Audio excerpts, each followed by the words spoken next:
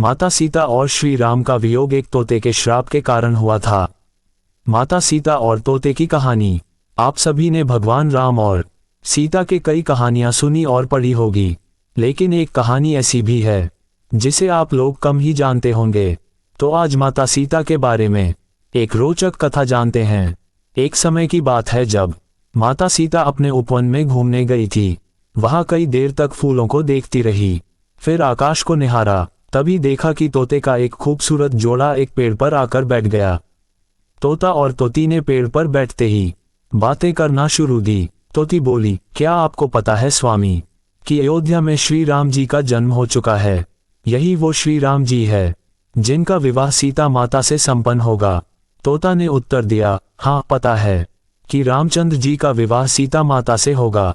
यही रामचंद्र इस धरती पर 11,000 वर्ष तक राज भी करेंगे। सीता जी के पिता राजा जनक स्वयंवर रचाएंगे। इस स्वयंवर में खूब सारे राजा महाराजा दूर दूर से आएंगे।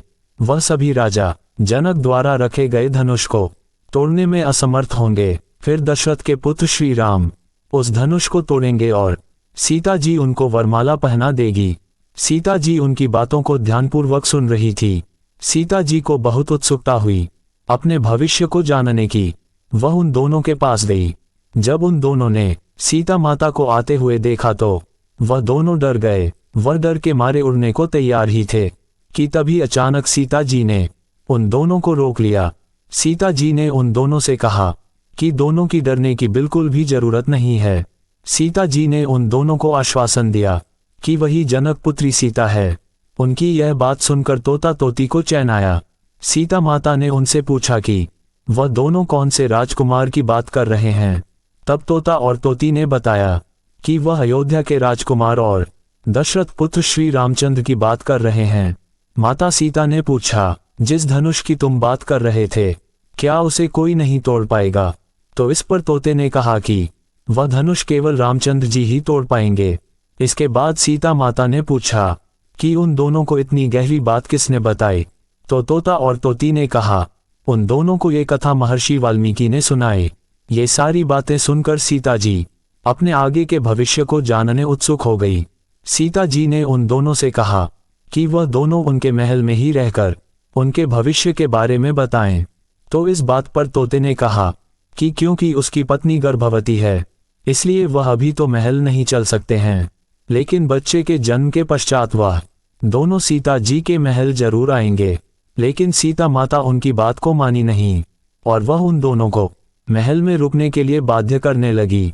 जब वह दोनों सीता जी की बात नहीं माने तो सीता माता ने उस तोती को कसकर पकड़ लिया। तोता ने कहा कि कृपा करके सीता जी उसे छोड़ दे। तोते ने भी बहुत गुहार लगाए, पर सीता जी नहीं मानी। वह तोती को अपने राजमहल ले जाने के लिए पाकर ली। तभी तोती ने कहा कि वह आखिरी बार कहती है कि उसे सीता जी छोड़ दे, वरना वह उन्हें श्राप दे देगी। इस बात पर सीता जी ने कहा कि राजकुमारी को कभी श्राप नहीं लगता है। अंत में तोती ने श्राप दे ही दिया। तोती बोली, जैसे आज एक गर्भवती को अपने पति से अलग रहने के लिए बोला जा रहा है, ठीक वैसे ही सीता जी को भी अपनी गर्भावस्था में अपने पति से अलग रहना पड़ेगा। श्राप देने के तुरंत ही बाद में उस तोती ने दम तोड़ दिया। तोते को अपनी पत्नी का बिछुड़न सहन नहीं हुआ। तोते ने भी सीता जी को श्राप दे दिया कि आने वाले समय में वह तोता ही एक इंसान के रूप में जन्म लेगा और वही श्री राम से सीता जी को महल से निष्कासित करने के लिए बाध्य करेगा। सीता जी ने हाथ जोड़कर विनती की कि वह अपना श्राप दोबारा ले ले, लेकिन तोते ने एक भी नहीं सुनी और वह वहां से उड़ गया।